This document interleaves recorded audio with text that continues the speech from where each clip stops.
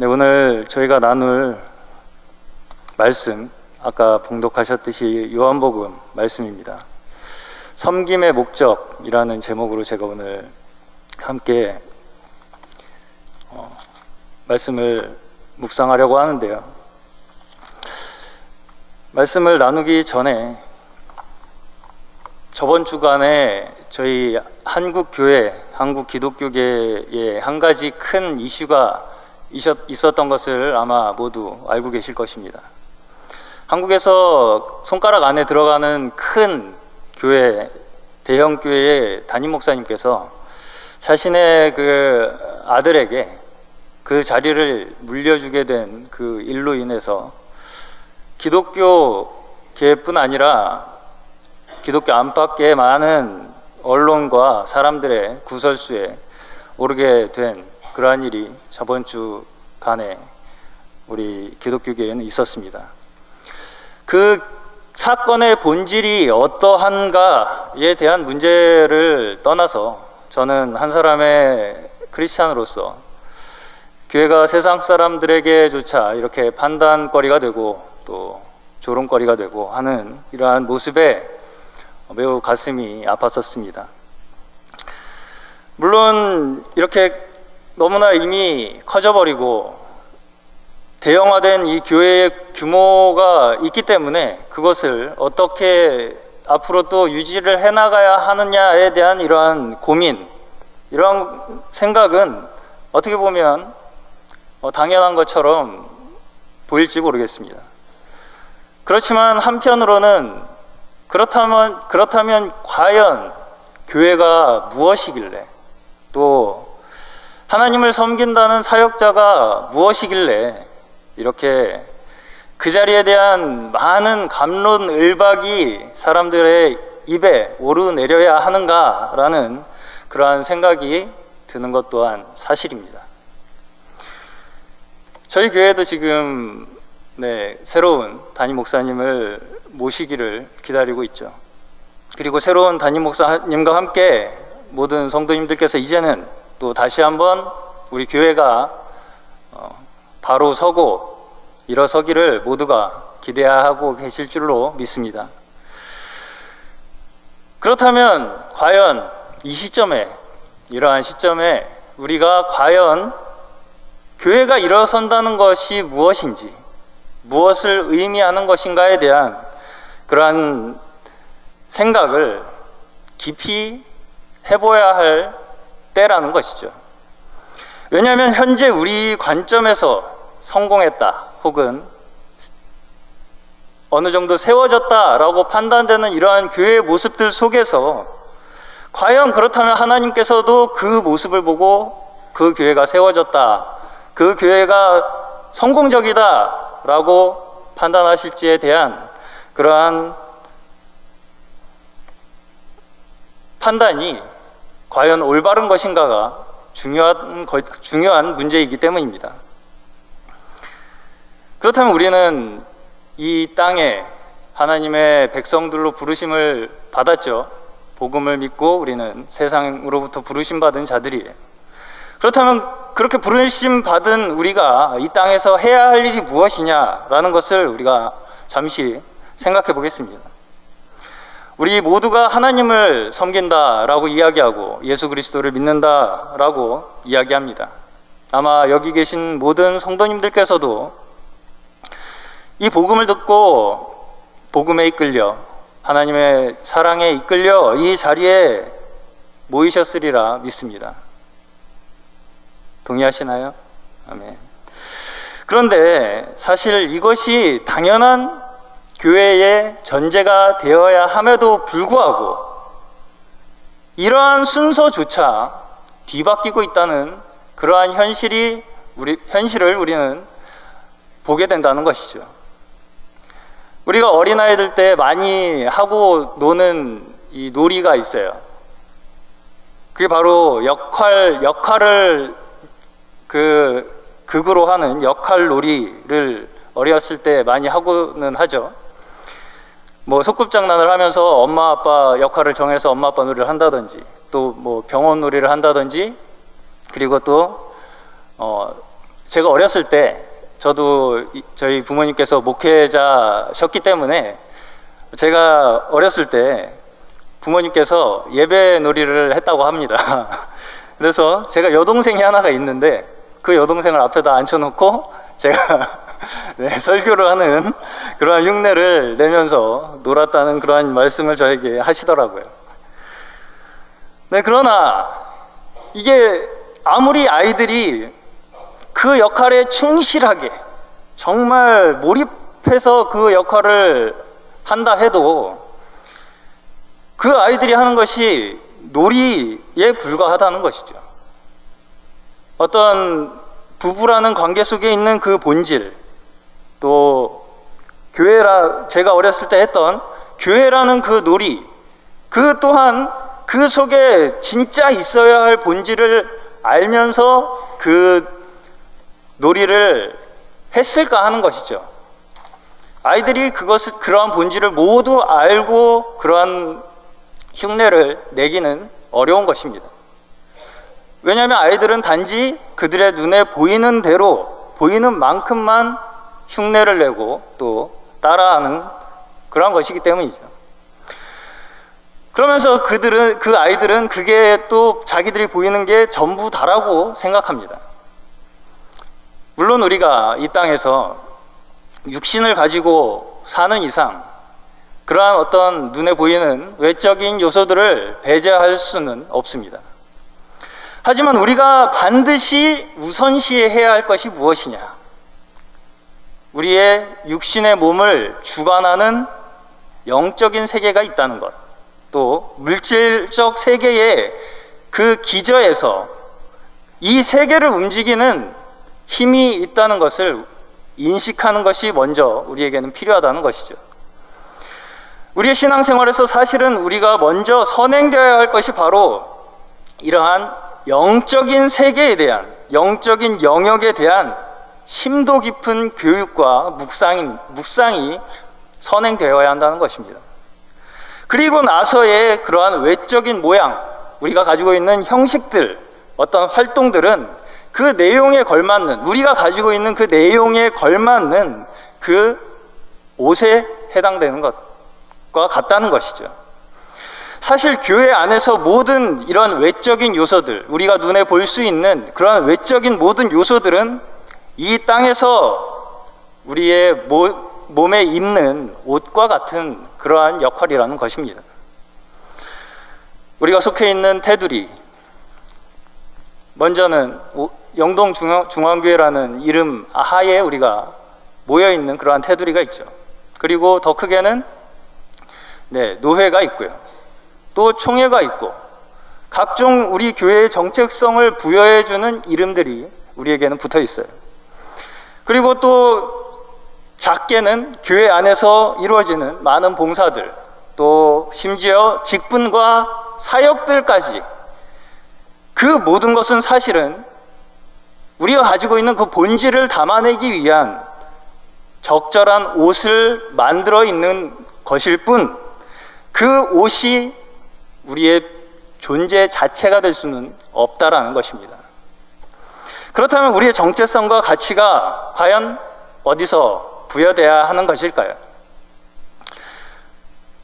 우리가 무엇인가 세상과 분리된 공간에서 우리만의 어떤 일들을 해나가는 것으로 우리의 정체성을, 가치를 부여한다면, 자칫하면 그러한 행동은 우리의 또 다른 작은 세계를 형성해서 나를 기준으로 하는 그 세상에 대하여 자신의 정당성, 그리고 나의 차별성을 증명하기 위해 살아가는 그러한 또 다른 세상이 될 가능성이 있다는 것입니다. 그리고 그렇게 작은 하나의 테두리를 형성하여서 살게 되는 것은 결국 어떤 결과를 가지고 오게 되는 것이냐, 예수라는 의미를 나 스스로 규정짓고 제한하는 결과를 가지고 오게 된다는 것입니다. 여러분은 여러분의 정체성을 어디에서 찾고자 하십니까? 내가 지금 잘하고 있다, 하나님을 잘 섬기고 있다고 느끼는 것인가요? 혹은 우리의 옳음을 증명하는 데서 우리의 정체성을 찾고자 하십니까? 제가 드리고자 하는 말씀은 하나님은 그렇게 편협한 분이 아니시라는 거예요. 하나님께서 작은 테두리를 그려놓고 그 안에 들어와야 내 편이다 라고 말씀하려고 하시는 분이 결코 아니시라는 것이죠. 오히려 인류의 보편적인 가치, 그 인류의 보편적 가치를 추구해 나가는 사람들, 그리고 그 가치를 위해 살아나가는 그 사람들로부터 시작되는 것이 바로 우리 그리스도인이라는 것입니다. 저는 이번 이 기독교계에서 일어난 일련의 사건들을 보면서 어떤 사람의 의견이 옳고 나쁘다, 옳고 그르다 라고 말하기는 결코 쉬운 일이 아니라고 생각했습니다. 그러나 한 가지 확실한 것은 무엇이냐면, 다른 사람의 잘못된 것을 발견한다고 해서, 그것을 증명한다고 해서 그 발견한 사람이 옳게 되는 것은 결코 아니라는 것입니다. 그렇기 때문에 우리가 관심해야 할 것이 무엇이냐? 바로 내가 지금 어디로 가고 있느냐라는 것이죠. 다른 사람이 어떤 길을 가는지에 신경 쓰기보다 내가 지금 어디 있는지가 더 중요하다는 것입니다.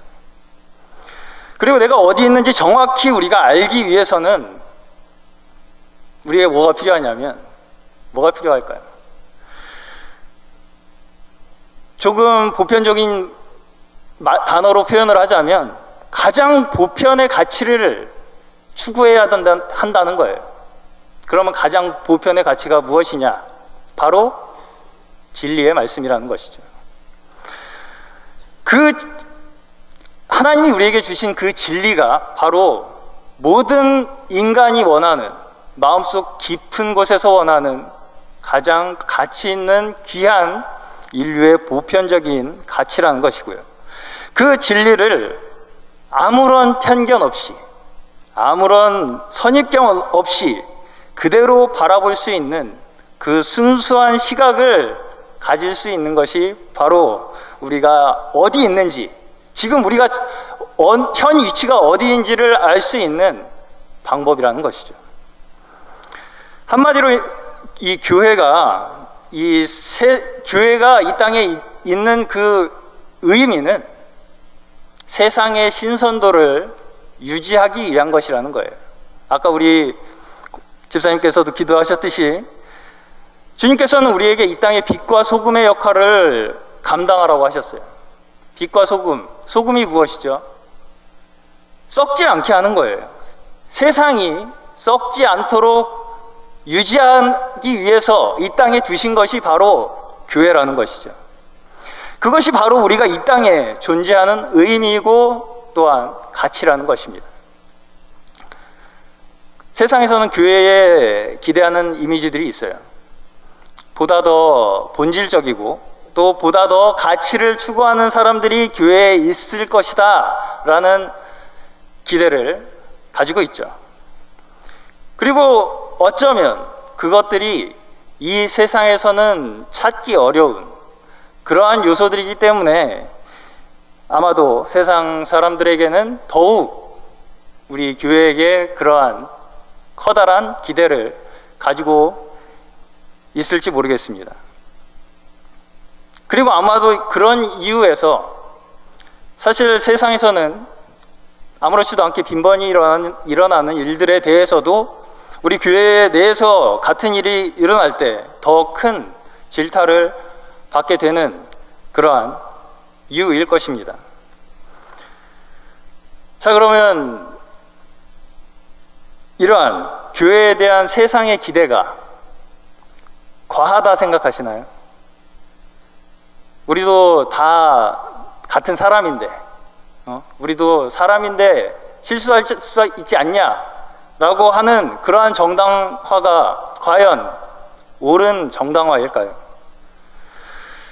만일 우리의 사고방식과 삶의 방식이, 행동 방식이 이러한 세상 사람들의 것과 다르지 않다면 우리는 여기에 사실은 교회라는 이름으로 모여 있을 아무런 의미가 없다는 것입니다. 그러면 우리가 주의 길을 가는 자들로서 세상과 달라야 하는 부분이 무엇일까? 그것은 바로 우리는 눈에 보이지 않는 진리와 실제를 추구하는 자들이라는 것이죠.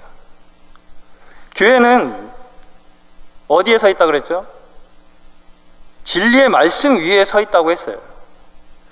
진리의 터 위에 세워지는 것임을 우리는 결코 잊어서는 안 된다는 것입니다. 그렇지만 우리 교회에는 또한 우리가 많은 부분들이 보이는 부분들이 존재하죠. 그러한 그 부분도 또한 중요하지 않은 것은 아닙니다. 그렇다면 이런 것들이 어떻게 우리가 받아들여야 할까? 우리가 예를 들어서 건축을 할 때 건축을 하는 과정에서 많은 도구와 연장들을 사용하죠. 또 거푸집이라는 것 아시죠? 그런 거푸집과 틀들이 필요해요.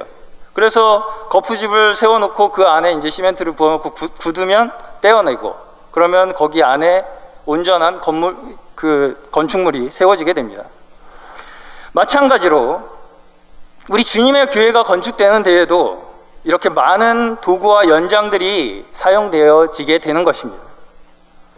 우리가 눈으로 보이는 이 모이고 있는 건물, 이러한 건물부터 시작해서 직분과 또 사역들, 심지어 예배를 위한 많은 형식들, 이러한 모든 것들이 그러한 교회를 건축하기 위한 도구들이라는 것이죠. 하지만 우리가 반드시 또한 잊지 않아야 할 것은 도구는 도구일 뿐, 그것이 결코 우리의 목적이 될 수도, 우리의 존재 자체가 될 수도 없다라는 것입니다. 그리고 그 내용이 건축될 때 거푸집은 걷어내고 도구는 원래 있던 자리에 갖다 놓게 되죠. 그렇기 때문에 우리는 이러한 것들이 항상 제자리에 놓여져 있는지, 도구가 혹시 건축의 원재료가 되고 있지는 않은지, 우리 자신을 항상 말씀의 제단 앞에 내려놓고 우리 자신을 불에 태워 보아야 한다는 것입니다. 그리고 그 모든 것이 그에 맞는, 그 각각의 역할에 맞는 합당한 자리에 있을 때만이 우리 가운데 방법이 조금 틀리고 실력이 조금 다르고 사용하는 도구가 조금 다르다 하여도 그 한 목적을 위해 일하는 우리 주님의 종들은 그럴 때만이 한 마음으로 서로 격려하며 나아갈 수 있다는 것입니다. 저는 교회라는 단어처럼 많은 사람들이 사용하지만 저마다 다른 의미로 사용되는 단어도 드물 것이라고 생각하는데요.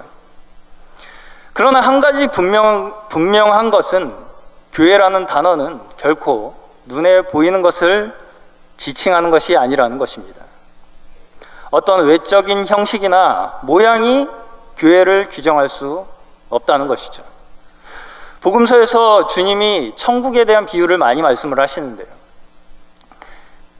이 천국의 비유들은 사실은 교회와 맞닿아 있어요.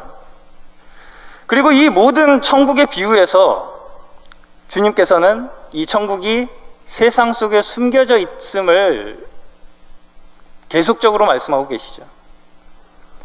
그것은 바로 천국은 결코 사람의 눈으로 알아볼 수 없다는 것입니다. 그러면 어떤 사람들에게 이 천국을 드러내시느냐? 이 세상에 보이는 것들 속에 숨어 있는 그 진정한 가치를 원하는 사람들, 그리고 그 가치를 아는 사람, 알아보는 사람에게 그 천국을 드러내 보여주시고 교회를 알게 하신다는 것이죠. 그러면 무엇이 과연 교회의 본질일까요? 교회는 오직, 교회라는 단어가 지칭하는 것은 제가 표현하기에는 관계성을 지칭하는 단어라고 저는 생각합니다. 우리의 관계성 안에서 교회라는 것은 발견되어야 한다는 것이죠. 고린도전서를 보면 사도 바울이 은사와 직분과 사역이 교회가 건축되는 질서로서 반드시 있어야 한다라고 이야기하면서 그 후에 그렇지만 사랑이 없이는 아무리 이 모든 것들이 있다 하더라도 아무것도 아니다라고 이야기하고 있어요. 아무리 능력 있는 은사가 있어도, 잘 짜여진 직분과 왕성한 사역이 그 가운데 있다 하더라도 이 관계성을 함부로 대하는 사람에게는 교회라는 본질은 없다라는 것이죠. 그 모든 것이 있어야 할 합당한 위치에 모든 것이 놓여져 있을 때 교회는 온전함을 얻을 수 있다는 것입니다. 이것은 결코 각자의 육체로 가능한 일이 아니라는 거예요. 모든 육체는 자신을 위하고 자신의 욕망을 이루고자 하기 때문에 결코 스스로 원래 있어야 할 위치로 돌아갈 수 없습니다. 그렇기 때문에 주님께서 우리에게 주신 것이 바로 십자가입니다. 그리고 진리의 말씀이고요. 그리고 예수 그리스도 자신을 우리에게 보내주신 것입니다.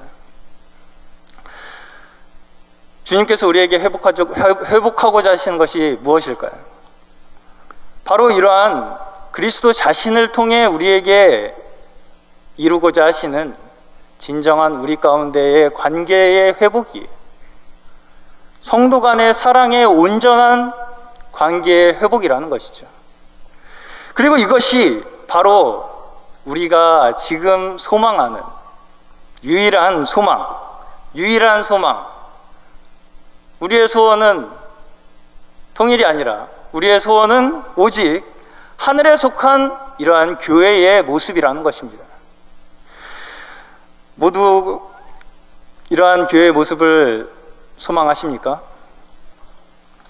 그런데 이것이 이루어지는 것이 결코 어려운 일이 아니에요. 단지 우리의 마음을 돌이키면 이루어진다라고 말씀하셨습니다. 그것을 이루어지게 하는 것은 오직 복음의 말씀이기 때문입니다. 복음이 무엇인가요? 하나님께서 우리에게 이렇게 말씀하고 계시는 거예요. 사랑하는 나의 자녀들아, 나를 떠나서 너무나 너희들이 외롭고 힘든 삶을 살고 있구나. 나는 너희를 그렇게 살도록 창조한 게 아니란다. 이제 나에게 돌아올 수 있는 길을 내가 열어줄게. 그 길을 따라오면 이제 더 이상 너희에게 있는 그 고통과 외로움은 없을 것이다. 그러니 내가 너희에게 보내준 그 예수를 보고 따라오너라. 그 예수는 너희에게 있는 그 문제가 없는 사람이니 그를 잘 보고 그것이 참이라는 것을, 진리라는 것을 믿고 너희가 따라오기만 하면 너희 또한 그 모든 문제 속에서 구원받을 것이다 라는 것이 바로 복음의 핵심입니다. 주의 복음만이 우리의 모든 문제의 해결 책임을 믿으시기 바랍니다. 그렇다면 우리가 교회를 이제 섬긴다고 하죠. 우리가 교회를 섬기면서 우리가 하는 이 주의 일은 그럼 과연 무엇인가? 이렇게 교회가 주님 안에서 합당하게 주님의 온전한 관계성 안에서 성립되었다면 그 후에 우리가 교회로서 마땅히 해야 할 일이 무엇인가요? 복음을 전하는 일입니다. 교회를 묶는 것은 오직 주의 사랑이고요. 교회가 해야 할 일은 주의 사랑을 전하는 일입니다. 그렇기 때문에 우리가 사용하는 모든 도구들, 제가 앞서 말씀드린 모든 도구들은 무엇을 위한 것이냐?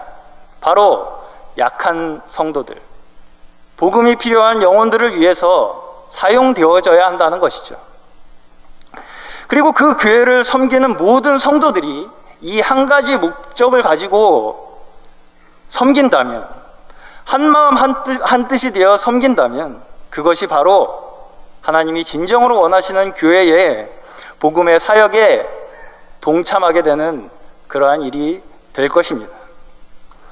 만일 교회 안에서 자신의 지위에 대한 어떤 느낌이 있다, 내가 이 교회에서 뭐지? 라는 느낌이 있다라면 그것은 무슨 뜻이냐?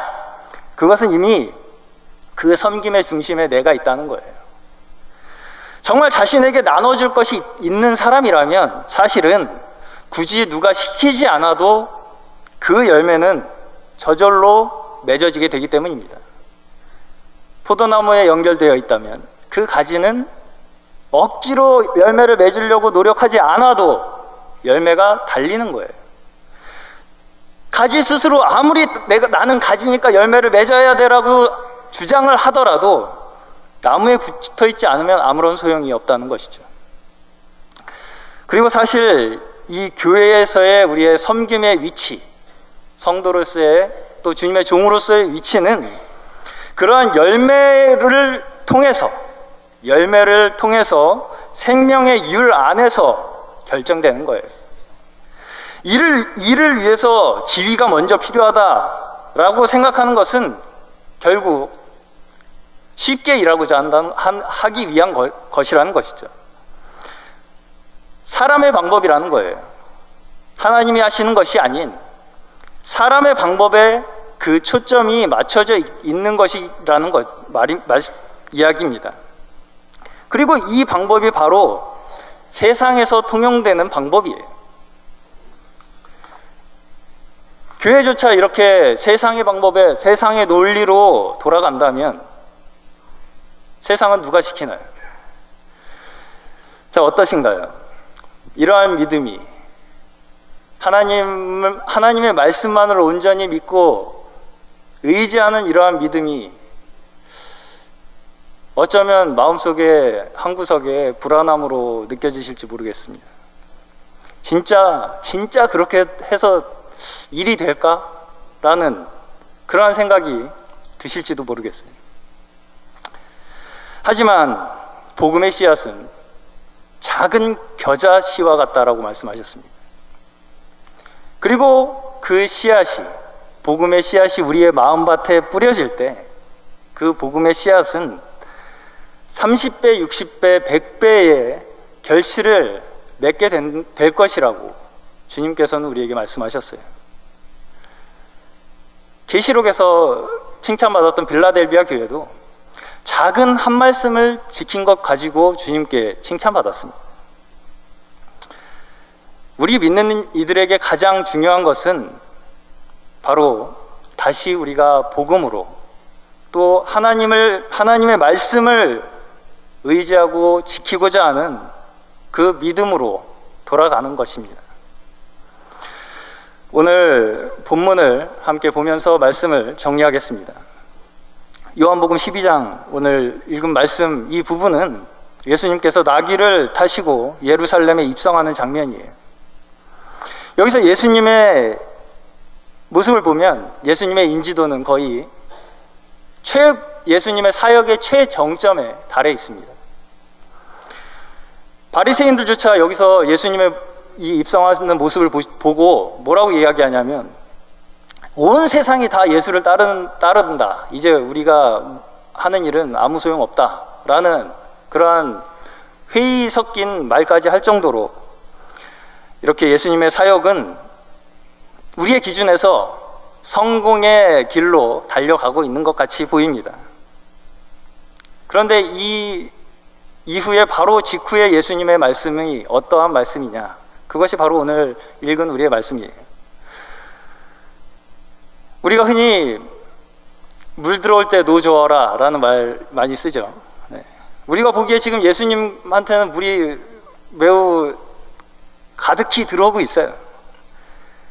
이때 만일 예수님께서 성도들을 이제 딱 모아서 세력화시키고 예수님이 담임 목사님이 되셔서 성도들을 모아서 목회를 하셨다면 아마 바리새인들이 예수님을 더 이상 건들지 못했을 수도 있습니다.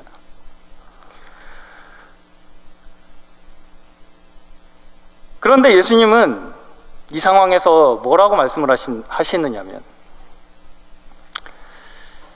한 알의 밀이 땅에 떨어져 죽지 아니하면 많은 열매를 맺을 수 없다. 또 자기 생명을 사랑하는 자는 잃어버릴 것이고 자기 생명을 미워하는 자는 영생하도록 보존하리라. 이런 말씀을 하세요. 예수님의 사역이 사람들의 기준에 성공적으로 보일까요? 주님의 사역의 여정에서 가장 많은 힘을 쏟으신 지역이 어딘지 아시나요? 가버나움, 또 벳세다, 고라신 같은 그러한 별 볼 일 없는 지방에 예수님의 사역의 대부분의 시간을 보내셨어요. 우리의 시각으로는 참으로 동의하기 어려운 그러한 방식으로 주님은 사역하셨습니다. 그리고 결국 주님의 마지막은 자신의 제자에게 배신당하고 비참하게 십자가에 달리신 것으로 끝나게 됩니다. 그리고 주님께서 오늘 본문에서는 바로 그 길이 진정한 영광을 얻는 길이라고 말씀하시는 거예요. 왜 주님께서는 죽음의 길을 영광의 길이라고 말씀하셨을까요? 만일 거기서 예수님께서 유대인들을 세력화시켰다면 어땠을까요? 그렇게 했다면 그 길은 결코 자기 생명을 미워하는 길이 아니라는 것이죠. 내 생명을 보존하는 길이라는 거예요. 그리고 그렇게 가는 길은 잠깐 내 생명을 보존할 수 있을지 모르겠지만 결코 많은 열매를, 우리와 같은 많은 열매를 맺을 수 없었을 것입니다. 그리고 우리에게도 예수님을 섬기려면 자신을 따르라 이렇게 말씀하시는 거예요. 물론 우리의 교회 생활이 기쁨과 소망으로 넘치는 것 또한 사실입니다. 그렇지만 또 다른 면으로 주님의 길은 주의 고난에 참여하는 길이라는 것을 기억해야 합니다. 골로새서 1장에서 사도 바울은 나는 이제 너희를 위하여 받는 괴로움을 기뻐하고 그리스도의 남은 고난을 그의 몸된 교회를 위하여 내 육체에 채우노라 이렇게 고백하고 있어요. 십자가로 우리 자신을 헐어내지 않으면 우리 안에 있는 그 보화와 같은 그 귀한 주님의 생명을 다른 사람에게 전달할 수 없다는 거예요. 이렇게 우리 안에 계신 주님의 생명을 흘려보내는 것, 그것이 바로 주님의 사역이라는 것입니다. 이렇게 하도록 우리는 이 세상에서 부르심과 택하심을 받은 사역자들이고 그리고 또 섬기는 자들임을 기억하시기 바랍니다. 또 구약에서 마지막으로 교회를 상징하는 이 성전을 보면요, 열왕기상 7장에 보면 성전을 묘사하고 있는데 거기에 두 기둥이 나와요. 보아스와 야긴. 근데 이제 여기에 이 기둥을 묘사하는 많은 특징들이 나오는데 그 중에서 한 가지 특징이 무엇이냐면 이 두 기둥은 성전을 떠받치는 용도가 아니었다는 거예요. 여기도 두 기둥이 있는데 이것이 우리 교회 예배당을 떠받치는 기능인지는 잘 모르겠습니다.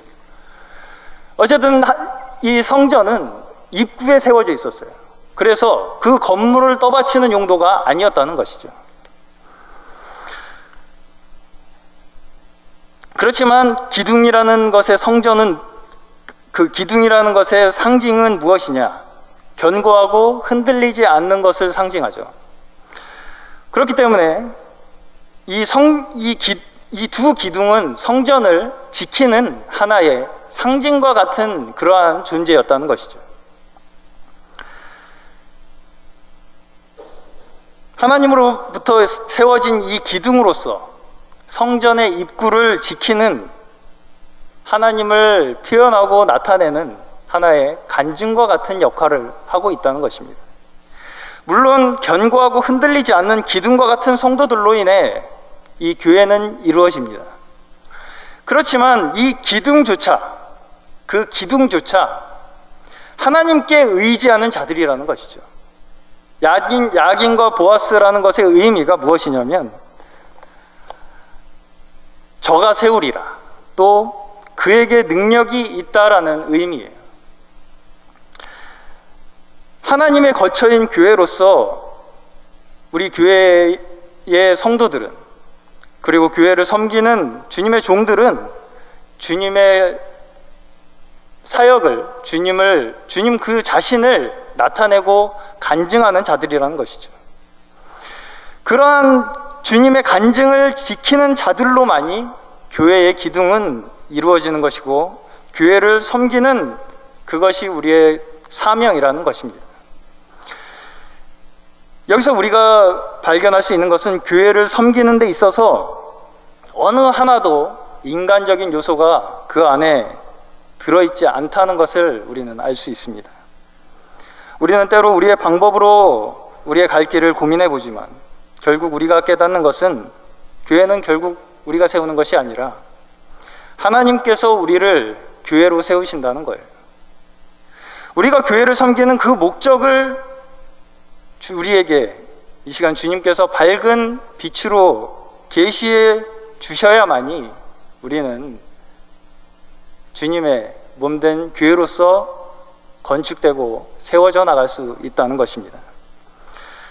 저희 모두를 이러한 온전히 주님을 따라 교회를 섬기는 저와 여러분 되도록 주님께서 인도하시고 축복하여 주시기를 축원합니다. 함께 기도하시겠습니다.